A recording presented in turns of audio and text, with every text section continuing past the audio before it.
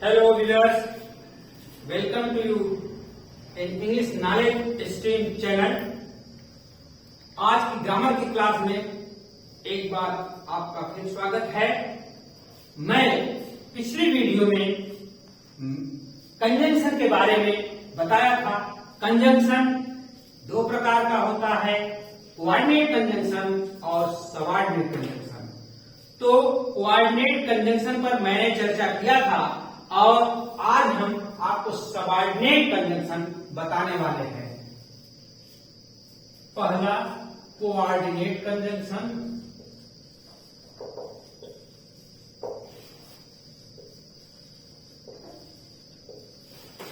और दूसरा है आज ये subordinate conjunction. Subordinate conjunction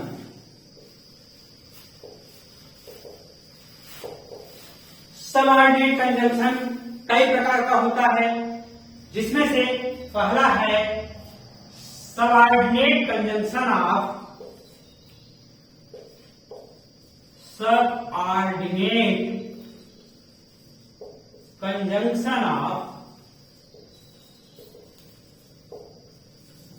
time. जो सबऑर्डिनेट कंजंक्शन समय सूचक होता है वो निम्न कंजंक्शंस हैं, जैसे before, after, till, until, as soon as long as,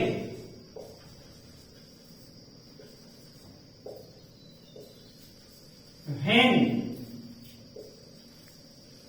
whenever, while,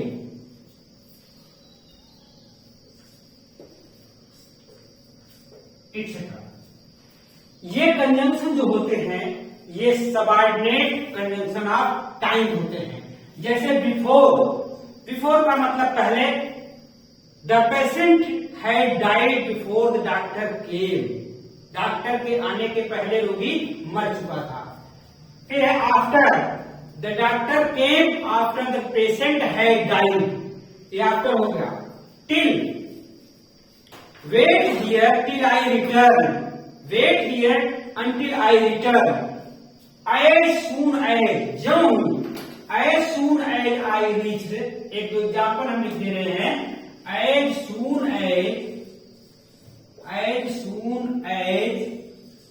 I reached school,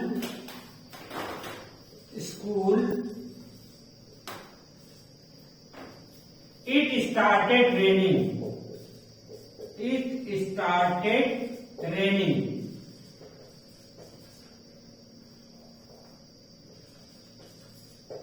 जैसे ही मैं स्कूल पहुंचा या जो ही मैं स्कूल पहुंचा वर्षा होने लगी। एज लॉन्ग एज मतलब जब तक, as long as there is water in the Ganga, as long as the water flows in the Ganga, the name of Mahatma Gandhi will be immortal.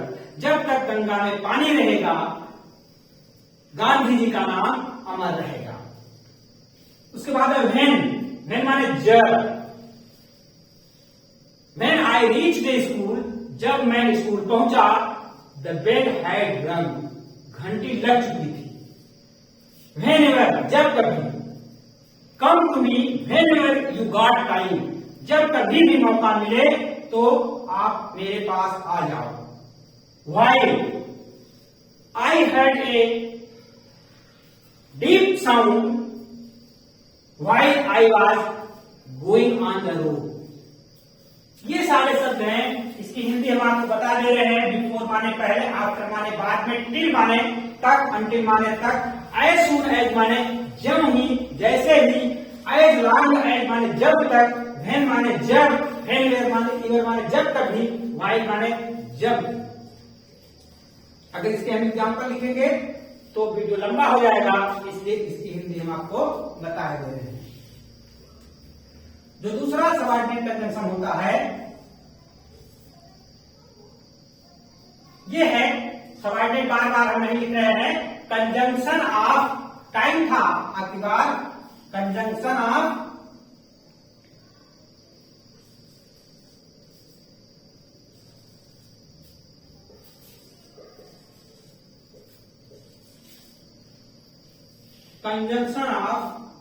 Reason, जैसे because,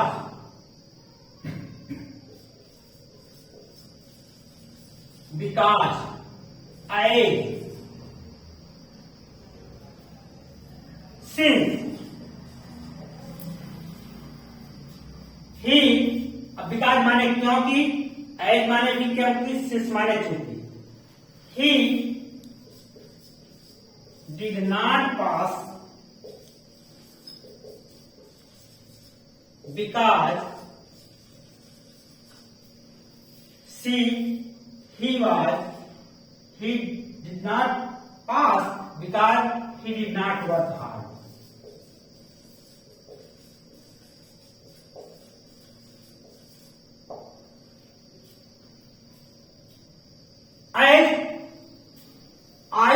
I did not go to school yesterday as it was raining. I did not go to school.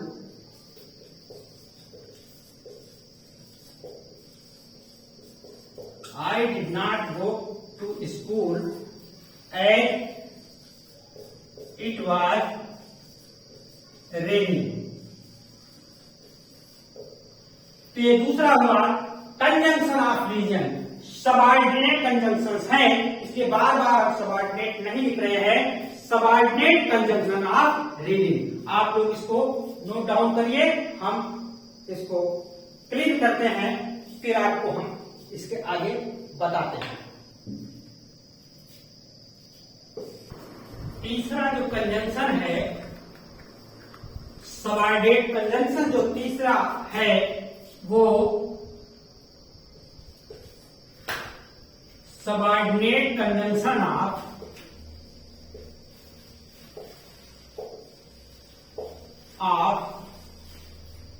Result और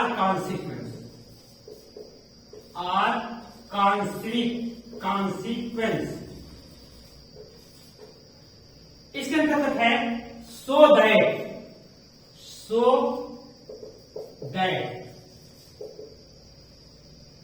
my friend is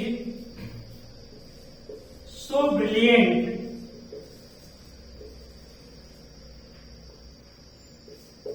that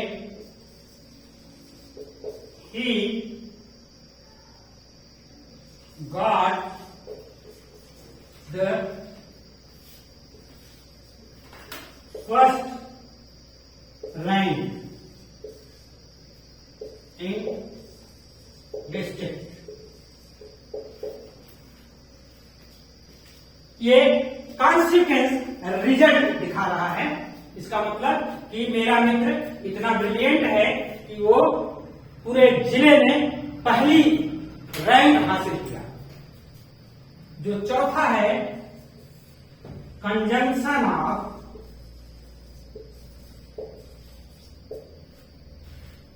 ये subordinate conjunction है, ध्यान दीजिएगा, conjunction of purpose. जो conjunction of purpose है उद्देश्य सूचक होता है, इसमें है जैसे दैट, इसका एग्जाम्पल है that, so that, in order that,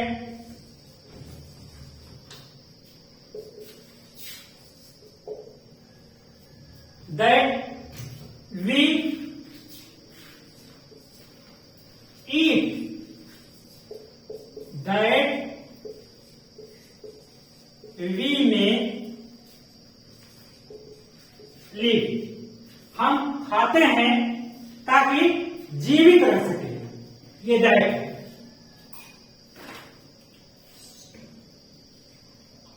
he worked hard so that he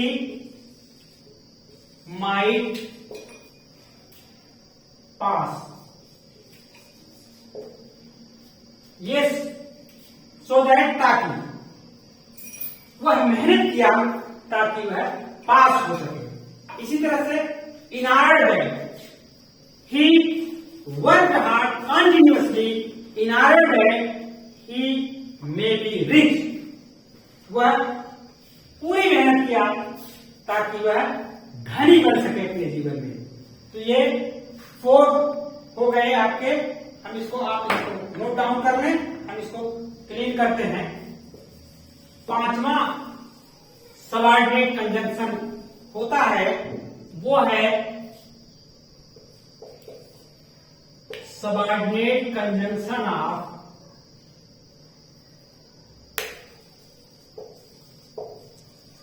of time condition. ये शर्त सूचक होता है, ये सबऑर्डिनेट जो कंजंक्शन होता है। जैसे if, in case, unless,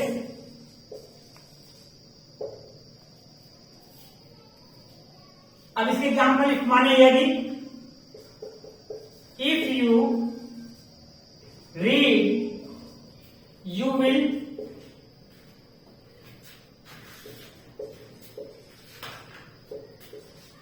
succeed. यदि तुम पढ़ोगे तो सफल होगे। इन केस और इफ दोनों का मतलब यदि होता है। अनलेस यू रीड,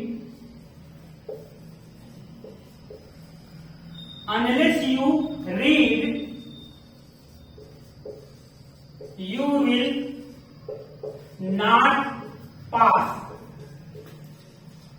जब तक तुम पढ़ोगे नहीं, पास नहीं होगे।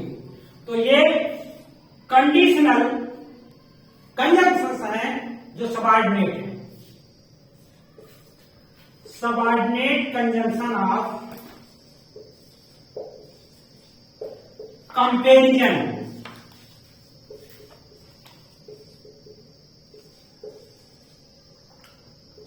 ये तुलना सूचक है, इसमें तुलना की जाती है। इसके जो एग्जाम्पल हैं, एज, शब्द एज, मोर देन। जैसे he is as clever as Sohan. यहां तुलना है, वह उतना ही चालाक है जितना सोहन।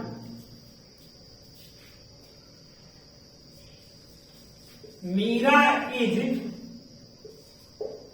मोर ब्यूटीफुल देन शीला। यहां पर मोर देन के बीच डॉट डॉट रहेगा। यहां पर Meera is more beautiful than Sheela. यहां पर कंपेरिजन है। और जो 7वां है आपका, वो है सबऑर्डिनेट कंजंक्शन ऑफ कॉन्ट्रास्ट। ये विपरीत सूचक है। ये सारे जैसे इसमें है आल्दो, दो, Aldous he is poor he is honest. He is honest Aldous he is poor. He is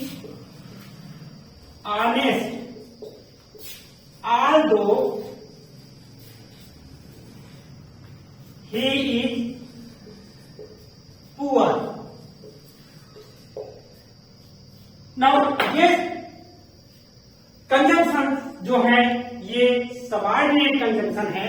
आप इसकी स्क्रीनशॉट लीजिए, आप इसको नोट डाउन कीजिए, हम इसको रिमूव करते हैं, क्लीन करते हैं। अगला जो सबऑर्डिनेट कंजंक्शन है वो है सबऑर्डिनेट कंजंक्शन ऑफ एक्सटेंट और manner. As you sow, so will you reap। जैसा बोओगे वैसा काटोगे, जैसा करोगे वैसा भरोगे। इसमें मैनर।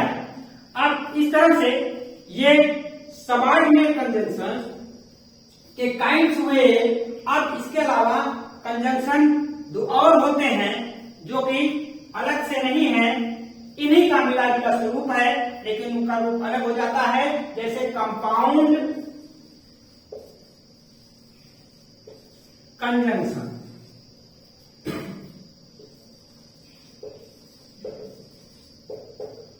संयुक्त कंजंक्शन, जैसे as soon as.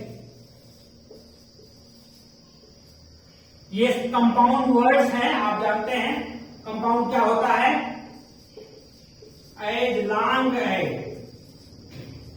In order that, in order that, so far as,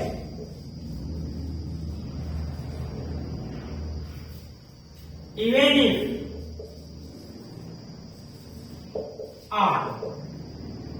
ये कंजंक्शन होते हैं जो एक से अधिक शब्दों के से मिलकर बने होते हैं, जैसे प्रोवाइडेड है, इनऑर्डर है। और अगला जो होता है एक और कंजंक्शन को कहते हैं correlative, correlative conjunction.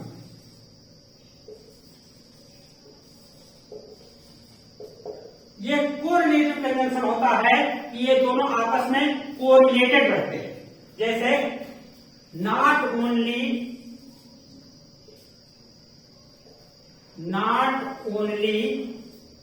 But also,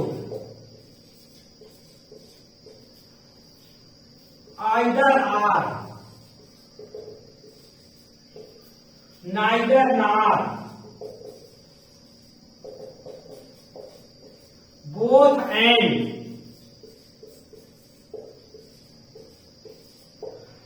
वह केवल गूंगा ही नहीं बल्कि बहरा भी है। He is not only dumb but also deaf. ये दोनों कोरिलेटेड हैं। Either sit here or go, या तो बैठो या तो जाओ। ये either, he neither reads not let others read, न तो वह पढ़ता है न दूसरों को पढ़ने देता। तो ये कोरिलेटिव कंजंक्शंस है। तो मैंने आपको जो कंजंक्शन का दूसरा पार्ट था सबऑर्डिनेट कंजंक्शन के बारे में आपको बताया। आपको अच्छा लगा हो तो इसको लाइक करिए, शेयर करिए, और नए हो तो चैनल को सब्सक्राइब कर लीजिए। हम सीक्वेंस में पढ़ा रहे हैं, आप अच्छे से पढ़िए, पूरा का पूरा कंसेप्ट क्लियर होगा। Thank you for watching this video.